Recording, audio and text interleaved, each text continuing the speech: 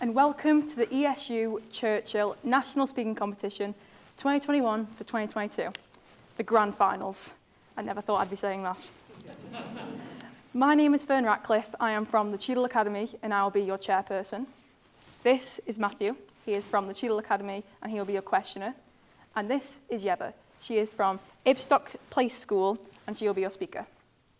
Using the skills that she has acquired from years of debating, she will be talking to you today about education puts learning before living.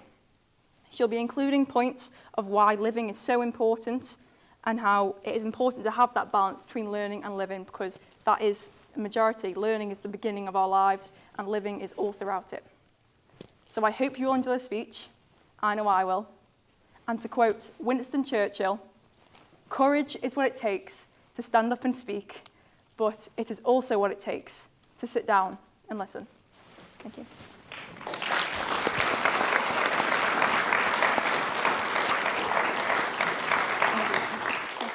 Thank you very much. Education is the passport to the future. The purpose of education is to replace an empty mind with an open one. Education is the movement from darkness to light. Now, you've probably heard most of these before in your head teachers' assemblies. And though I don't dispute that education can achieve all these things, I should still like to ask the question, does education achieve this? No. Education today puts learning before living. And in order to get the best out of ours, we need to truly put our learning and our living to a balance and to replace our empty minds with open ones. We also need to live a little. Now, I shall break this speech down by firstly addressing why it's so important for children to live, and secondly explain on how focusing too much on learning hinders this. Firstly, a definition. Living applies to all things which don't require examining. So through our education, we can live by doing excursions, day trips, team building, public speaking, and even bird watching, if that interests you. And at first glance, I know these things may seem like fun, non-academic activities. What they really do is channel creativity, passion, and a love for culture. But more importantly, it makes children happy. Often, we are taught to learn so we can study further, get good jobs, earn money, and then finally we will be happy. But that's not true happiness, because happiness shouldn't come in a package with stress, depression, and pressure before you can finally feel it. It should just come from having a healthy mental and physical state, because these things make life worth living and form the best memories. For example, when you ask your parents what their favorite childhood memory was, I can almost guarantee you that they aren't going to say when they achieved 90% in some random maths test. For my father, it was a whitewater rafting trip. And though, yes, no exams or revision were involved in this, he learned things which you could never learn in a classroom, such as teamwork, resilience, and independence. But more importantly, what this did to him and can do to many children is allow them to discover things about themselves which they may never have not known otherwise. I mean, some people study at the best institutions in the world, yet at the end of their degree, they don't know what they want to study or what they want to do. People are probably more likely to want to become doctors by watching Grey's Anatomy rather than participating in GCSE biology class. However, what the educational system does is stress too much on learning and grades, limiting all the wonderful things that living can bring you. I mean, the pressure and stress of academic excellence is so high that it makes us feel guilty to do anything enjoyable.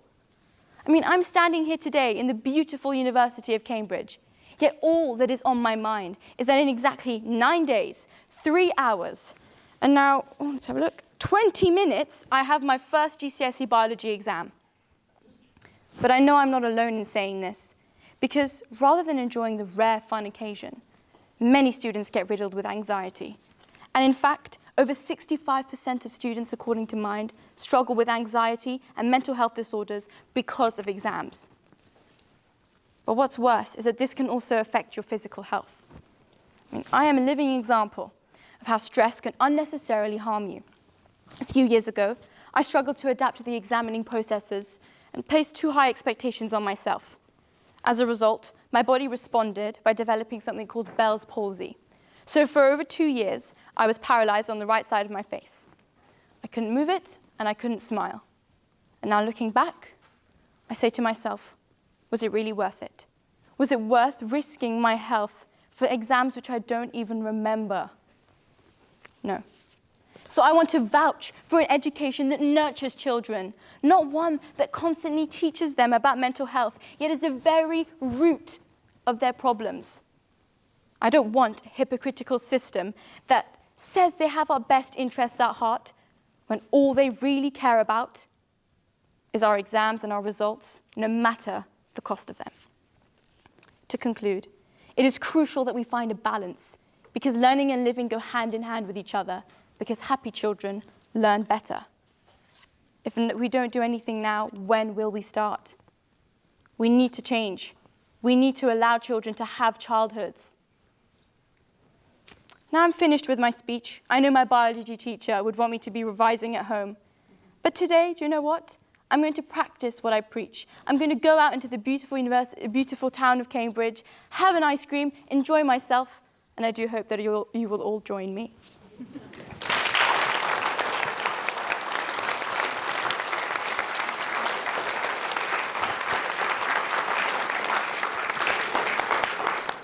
Well, I do have to say, that sounds incredibly tempting to go out and get some ice cream. That was a truly inspiring speech. I loved listening to it, and I really enjoyed it. I would now like to invite Matthew for his questions. Before I start my question, I'd like to say thank you to Fern for the great introduction, and especially Yeva for the informative speech on education puts learning before living. For my first question, we were all given a topic we could choose from at the start of this. Why did you choose this topic to talk about? I chose this topic because, as I sort of touched on in my speech, I really had personal affiliations with it because I experienced something that, I'm not going to blame anyone for it because it was my fault. But if the system wasn't the way that it was, if there wasn't such pressure put on children to achieve, but in their grades, not achieve in other things and do well in other things, but specifically in their exams, then that may have never happened to me. So I want to stand here today and I want to speak out about this because thinking that this could happen to someone else and far worse things could happen to other people just breaks my heart. And I hope that after listening to my speech, many of you here, many of us pupils who have our exams very soon, will understand that yes, it's important to learn, it's important to do well, but it's equally as important to be happy. Thank you. For my next question, you mentioned how 65% of people feel stressed before an exam. I definitely contribute to that percentage. Has this number changed in the past several years? And if so, why do you think it's changed? I think exams have always been, ever since they existed, so they were introduced in sort of the early 1800s, and I think I can't imagine people not feeling stressed about exams. But I do think that recently this number has spiked for a few reasons. Firstly, because of the uncertainty with COVID. What is going to happen? How are we going to be examined? I don't know how my grades are going to be taken. I don't know, are my past examinations going to be put into the pot, into the mix? I don't know. So all that uncertainty will increase this anxiety. But more than this, I also think that the use of screens, because we sort of waste a lot of time on our screens, we waste a lot of time on social media, we aren't getting out, we aren't doing things. So when the time comes to study for exams, all we do is spend time on our screens and study. And I know many of you will probably be able to relate to this. So that's why I think that number has spiked and probably will continue to spike. What do you think is the main factor that contributes to the stress before exams? I think it's probably just the importance placed on that single set of examinations. Because the examining is, it's the only way to get information from people. But why is it that we put so much pressure on one set of exams, just the A-levels or just the GCSEs? Because by doing so, what you're doing is you're making children have this fear because someone can be extremely bright, but just get nervous, just not like that feeling of everything relies on that one exam. And so I think the important thing and what we should do to go forward is rather than putting so much importance on one set of exams, spread it out a bit more, get a bit more coursework in there. And that way, people will feel less afraid because they know that if they don't do so well in one, there's lots of other data there that can also be used to give them a grade. Thank you. For my next question, What would you recommend to someone who is struggling to balance their education and their, well, living? I would say don't be too hard on yourself.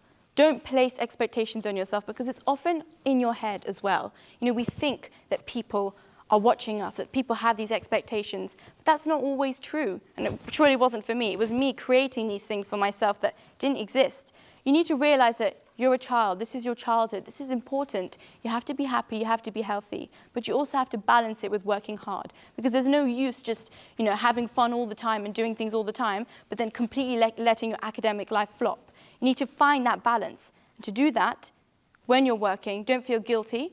But also when you're having fun, remember that you're having fun. But when you get home, you can balance it out by doing a bit of work, for example. Thank you. There are some of my questions.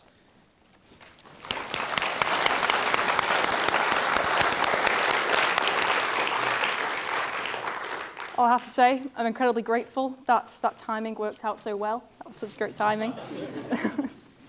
And I would now like to invite the audience to fill any grey spots in their knowledge and ask a question.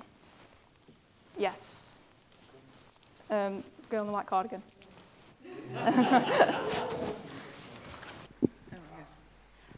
Learning is important, like science and maths and all of that, but also I'm thinking that people are coming out of school and not knowing how to buy mortgages, they're not knowing how to manage money, they're not knowing how to pay bills. Should we not be focusing also more on this in schools as well? Definitely. I think that's a really good point because as you're right in saying that all the subjects that we focus on are STEM subjects and things like English and history, which have extreme importance, but there is no use getting out of school and having no idea to actually manage your life because there are many skills that you learn through that, but are they every day-to-day life skills? Not really. So I definitely think within the curriculum there should be some sort of incorporation of, let's say some schools, for example, my school is lucky, I'm very lucky that we have a lesson called Foundations. So in this lesson, what we do is every week it alternates. So we had one all about loans and bank loans, so student loans, things like that, that we're all going to need to know about. So I think if this can get incorporated in many schools, it's a very easy thing. You know, it's only 1 hour, but it's hugely beneficial because of the things that you can learn. Are there any other questions? Yes. So the sort of changes to education proposed, would they be sort of gradated through the ages of education, or would it be kind of an increase across the board, everything from reception to higher education?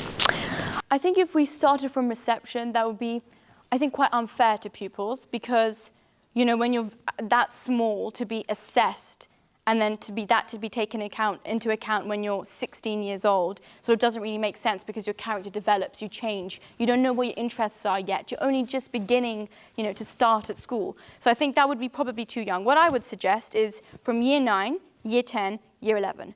Those are actually the 3 years that you study a GCSE course anyway, from year 9, 10, and 11. Please begin to wrap up your answer. Thank you. Sorry, is that okay? Anyway, yeah, thank you. Okay. Yeah? Okay.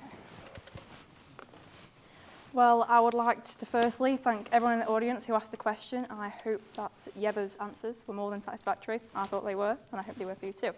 So, to summarise Yeva's speech, one of the first points she made was she made sure that she gave the point across that she still thinks that education is incredibly important. And within education, and like she says, it's incredibly important that we keep that balance between education and living.